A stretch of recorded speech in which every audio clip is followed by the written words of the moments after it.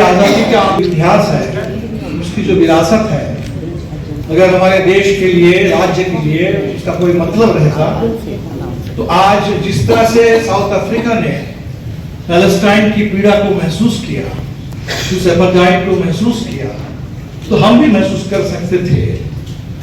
हम भी सदियों से, यहाँ 200 साल कम से कम रेसिस्ट कॉलोनियल रूल के शिकार रहे हैं। जालियांवाला बाग से लेकर के लगातार मैसेकर्स के शिकार रहे हैं, तो हमें भी करना चाहिए था, तो हमने नहीं किया। लेकिन बात सिर्फ इतनी नहीं है कि हमने नहीं किया, बात इससे कहीं ज्यादा खतरनाक है। जो हमारे साथियों ने कहा कि we are being recognised and seen as being complicit in whatever is happening in Gaza and the genocide. दुनिया में करीब 5 देश के बारे में ऐसी चर्चा है। इजराइल तो है ही, अमेरिका है, ब्रिटेन है, जर्मनी है, और उसके साथ अगर किसी और देश का नाम लिया जा रहा है, this is the global perception कि वो इंडिया है। और ये जो परसेप्शन है वो हम समझ सकते हैं कि ये this is one perception which is really rooted in reality. उसी कंप्लिसिटी का ही एक एक्सप्रेशन है कि दुनिया के तमाम देशों में बड़े बड़े जुलूस निकल रहे हैं, यहां तक कि जिन देशों की पॉलिसी अलग है, उसी अमेरिका में, उसी ब्रिटेन में, वहां कम से कम 10-10, 12-12, दसियों लाख लोगों के जुलूस निकल चुके हैं। लेकिन हमारे यहाँ दिल्ली में हमें इस सवाल पर सड़क पर जाकर के जुलूस निकालने की इजाजत नहीं है। This is also an act of complicity. ये पूरे इसको बता रहा है इस देश के अंदर। तो हमें लगता है कि इस चीज को हमें आज समझना है। हमारे देश में 90 के बाद जो बदलाव आए, एक बदलाव की हम लोग बहुत चर्चा करते हैं कि नई आर्थिक औद्योगिक नीति आई, और वो आते आते आज कहां पहुंचा सब देख रहे हैं। एक बदलाव की बात हम करते हैं कि उसी दौर से ये मंदिर के नाम पर देश में हिंदुत्व का उभार आया, वो आज कहां पहुंचा है हम देख रहे हैं। उसी के साथ उसी बदलाव की एक कड़ी है कि देश की विदेश नीति बदल गई, और उस विदेश नीति जो बदली उसमें अमेरिका को एक बात है जरूर, उस विदेश नीति के बदलाव का सबसे स्ट्राइकिंग अगर कोई पॉइंट है वो है इजराइल के साथ हमारे ग्रोइंग एक तरह से स्ट्रैटेजिक आइडेंटिफिकेशन, पार्टनरशिप, कन्वर्जेंस जो कह लीजिए इसको। और ये खास तौर पर 2014 के बाद ज्यादा बढ़ गए हैं, और उसी का परिणाम आज हम देख रहे हैं। अगर लोग कह रहे हैं कि हम कंप्लिसिट है, तो उसका एक कारण तो बिल्कुल है कि जो इंटरनेशनल बॉडी में हमारी वोटिंग है, अक्सर हम एब्सटेन कर रहे हैं। एक आध बार अगर कहीं बोल भी दिए, लेकिन हम एब्सटेन कर रहे हैं। जबकि जो आईसीजे में बातें चल रही है जेनोसाइड पर भी, अभी जो ऑक्यूपेशन पर चल रहा है, मैं देख रहा था आज ही चाइना का एक स्टेटमेंट उस आईसीजे में। चाइना ने कहा है कि भाई वहां का कॉलोनियल ऑक्यूपेशन है, तो under international law Palestine, the people of Palestine, they have a right to resist, and that right includes armed struggle which cannot be condemned as terrorism. अब ये is what international law means. तो आज तो global forum में इस पर argument हो रहा है, जेनोसाइड के सवाल पर, ऑक्यूपेशन के खिलाफ। एक तरह से पैलेस्टाइन आज सबसे बड़ा देश दुनिया भर में नेशनल लिबरेशन पर स्ट्रगल। अगर एक जमाने में हिंदुस्तान में हम लोग वियतनाम को लेकर के पूरा देश खड़ा होता था, पूरे देश के लेफ्ट के लोग खड़े होते थे, एक समय अगर बांग्लादेश के सवाल पर पूरा हिंदुस्तान खड़ा हुआ, तो आज कायदे से पैलेस्टाइन के सवाल पर हिंदुस्तान को खड़ा होना चाहिए था। लेकिन हम बिल्कुल जो विपरीत छोर पर आ गए हैं, ये हमारे लिए सोचने वाली बात है। आज हम देख रहे हैं कि अदानी देश के अंदर भी, और उस इजराइल के अंदर पैलेस्टाइन में, वहां आप देख लेंगे सबसे ज्यादा इन्वॉल्वमेंट अगर है तो अदानी का, वो उनको मिल गया है। आर्मामेंट इंडस्ट्री में सबसे ज्यादा उसका इन्वेस्टमेंट है, वो आर्म सप्लाई कर रहे हैं। अभी हमने एक वीडियो देखा लंदन के साइंस म्यूजियम में, वहां अदानी शायद वो खुल गया है, उसकी कोशिश है रिन्यूएबल एनर्जी के नाम पर एक गैलरी अदानी को मिल जाए साइंस म्यूजियम में। उस ग्रीन वॉश के खिलाफ वहां के लोग प्रोटेस्ट कर रहे हैं।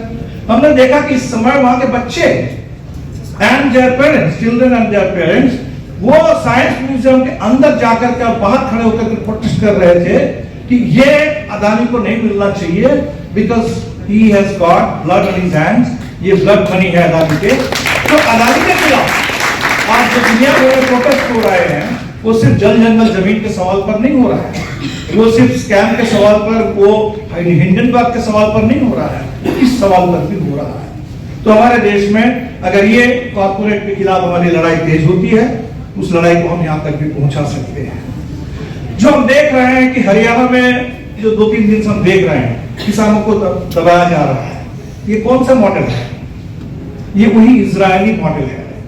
2018 में जिस समय ग्रेट मार्च ऑफ रिटर्न वो प्रोटेस्ट हो रहे थे, हरियाणा की एक टीम, हरियाणा के चीफ मिनिस्टर के नेतृत्व में डेलीगेशन इजरायल गया। हरियाणा और इजरायल के बीच में खास नजदीकी है और वहां से ट्रेनिंग लेकर के आए कि ये जो ड्रोन चल रहा है अभी, ये जो किसानों पर आंसू गैस के गोले बरसाए जा रहे हैं, वो सब पूरी तरह से इजरायली ब्लूप्रिंट है। इसलिए हमारे लिए कोई बाहर की बात नहीं है। गाजा में क्या हो रहा है उस स्केल पर अभी नहीं हो रहा है। कश्मीर के लोग जानते हैं क्या हो रहा है कश्मीर के अंदर। तो ये ब्लूप्रिंट, ये जो इजरायली ब्लूप्रिंट है, वो ब्लूप्रिंट हमारे देश में लागू हो रहा है। और आज की डेट में अगर भारत के फासीवाद की हमें बात करनी है, वो ठीक है, मुसोलिनी से, हिटलर से भी उन्होंने प्रेरणा ली। आज के फासीवाद के इंडिया में अगर कोई उसके पास सबसे बड़ा मॉडल है, वो मॉडल इस समय इजराइल है और जिस मॉडल को हमारे ऊपर थोपा जा रहा है। ये आप आइडियोलॉजी के धरातल पर भी देख सकते हैं। अभी बात आई कि इजराइल के बारे में आप कुछ भी बोल दें, इजराइल के किसी ज़ायनिस्ट पॉलिसी का विरोध कर दें, ऑक्युपेशन का विरोध करें, जेनोसाइड का विरोध करें, आपके ऊपर आरोप लगेगा कि आप एंटीसेमिटिक हैं। दुनिया भर के विश्वविद्यालयों में पता नहीं कितने सारे अध्यापकों को, कितने सारे रिसर्चर्स को, कितने सारे स्टूडेंट्स को इस समय दंडित किया जा रहा है इसके चलते। आपको पता है कि ब्रिटेन के अंदर जब लेबर पार्टी एक लेफ्ट विंग टर्न लेकर के आगे बढ़ रही थी और जेरेमी कॉर्बिन प्राइम मिनिस्टर बन जाएंगे ऐसी उम्मीद जगी थी, उसमें सबसे बड़ा जो सवाल था जिसके चलते उनको चुनाव में वो नहीं जीत पाए, वो एंटीसेमिटिज्म का उनके ऊपर एक झूठा इल्जाम लगा दिया गया। तो आज हमारे देश में भी वो ज़ायनिज्म का जो डेफिनेशन है, वो हिंदुत्व का भी वही डेफिनेशन है।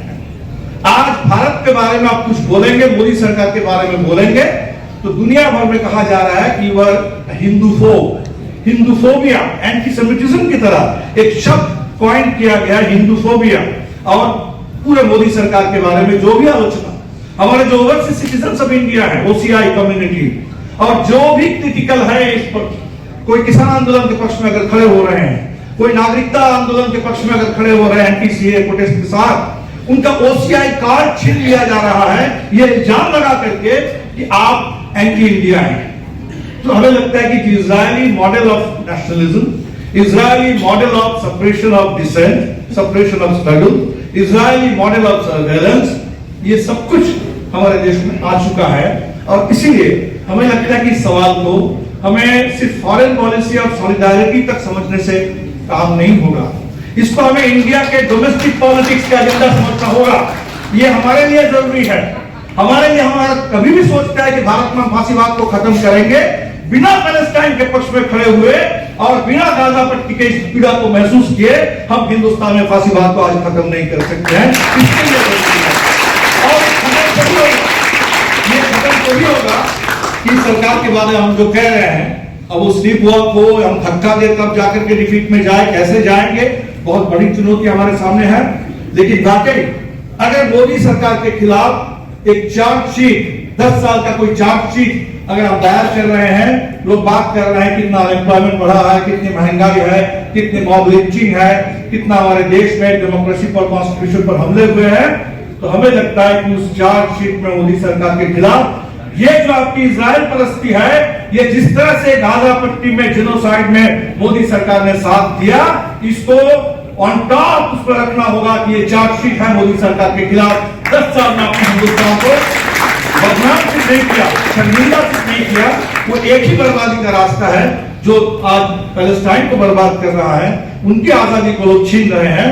उसी रास्ते पर हिंदुस्तान की आजादी, हमारे देश की नागरिक स्वतंत्रता, हमारा संविधान, हमारा लोकतंत्र, हमारे देश की गंगा जमुनी तहजीब, वो खत्म हो रही है। और इसीलिए हम आप तमाम लोगों से ये अपील करेंगे, बहुत कठिन काम है।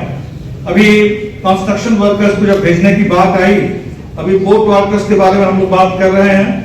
कंस्ट्रक्शन वर्कर्स का हमारा एक फेडरेशन है, और उस फेडरेशन ने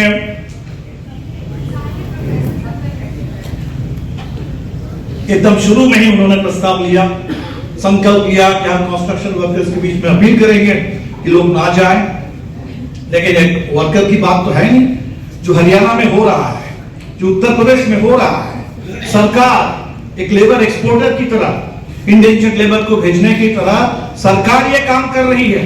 ऐसा नहीं कि कोई किसी का मन किया तो चले गए कि वर्कर फ्री नहीं है। वर्कर को मजबूर किया जा रहा है कि आपको यहाँ तो बेरोजगारी है, आप यहाँ भूखे मरेंगे। तो हरियाणा के मजदूर कह रहे हैं कि भाई हम वहां जाकर के मर जाएंगे लेकिन यहाँ भूख से नहीं मरेंगे। तो ये मजबूरी भी है, लेकिन इसके साथ साथ ऑर्गेनाइज पुश ये पूरे हरियाणा में, ये पूरा आपके वो 3 मिनट एक्स्ट्रा वाला हो गया एक्स्ट्रा टाइम, फाइन। तो हम खत्म कर रहे हैं। तो वो जो हरियाणा में हम देख रहे हैं, उत्तर प्रदेश में देख रहे हैं, तो ये कंस्ट्रक्शन वर्कर्स को भेजा जा रहा है। ये जो इतना बड़ा खतरा है, इसको लेकर जरूर पूरे मजदूरों में व्यापक अभियान चलाने की जरूरत है। जो पोर्ट वर्कर्स फेडरेशन ने डिसीजन लिया, मैं सलाम करता हूं हमारे पोर्ट वर्कर्स के साथियों को, जो sense of solidarity and sense of responsibility, solidarity हमारी रिस्पांसिबिलिटी है, इस समय हम खड़े हो इसके खिलाफ। तो ये देश के ट्रेड यूनियन आंदोलन में ये बात कैसे जाए? हमारे देश के पूरे फांसीवाद के विरोध में जो हम संविधान के पक्ष में खड़े होने की बात करते हैं, उसके साथ साथ हमारी ये चेतना कैसे मजबूत हो, ये हमारे सामने बिल्कुल खुली चुनौती है।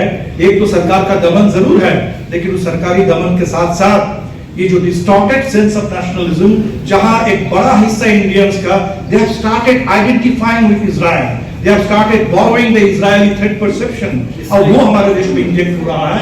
ये बिल्कुल हमें बदलना होगा इस देश के अंदर। और ये बड़े आज की मीटिंग बहुत आशा जगाने वाला, उत्साह जगाने वाली मीटिंग है। वह लंबे समय के बाद हम लोग इस तरह से मिले हैं। तो इस जो हमारे सामने टास्क है, बिल्कुल इस टास्क को लेकर के हम लोग आगे बढ़े, सब लोग साथ साथ मिले और बिल्कुल इसी तरीके से हमें लगता है गाजा पट्टी में जो लोग ने तय किया कि हम यहाँ से जाएंगे नहीं, मरना है तो ही मरेंगे, तो उनके इस पूरे स्पिरिट को मैं सलाम करता हूँ। गाजा पट्टी के तमाम बच्चों को, विद्यार्थियों को, सवालों को, सबको इस मानवता को सलाम।